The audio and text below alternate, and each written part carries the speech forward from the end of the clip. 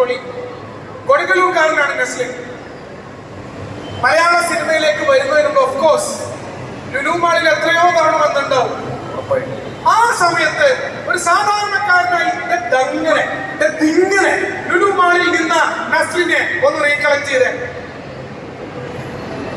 ആ സമയത്ത് നസ്ലിൻ ഞായറാഴ്ചകളിൽ വെറുതെ പോയിട്ട് വരടാ ലുലു മാളിൽ.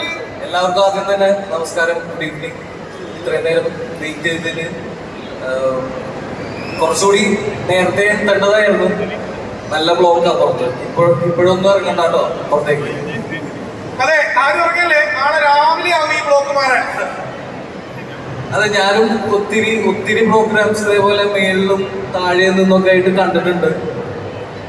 ഭയങ്കര ഹാപ്പിയായി തോന്നുന്നു ഇപ്പോൾ ഇങ്ങനെ ഒരു ലുലു ഫാഷൻ വീക്കിന്റെ ഒരു ചീഫ് ഗസ്റ്റ് ആയിട്ട് അതിന്റെ ഗ്രാൻഡ് ഫിനാലേക്ക് വന്ന് നിൽക്കുമ്പോൾ ഭയങ്കര സെൽഫായിട്ട് ഭയങ്കര പ്രൗഡാണ്, ഹാപ്പിയാണ്. Thank you Lulu.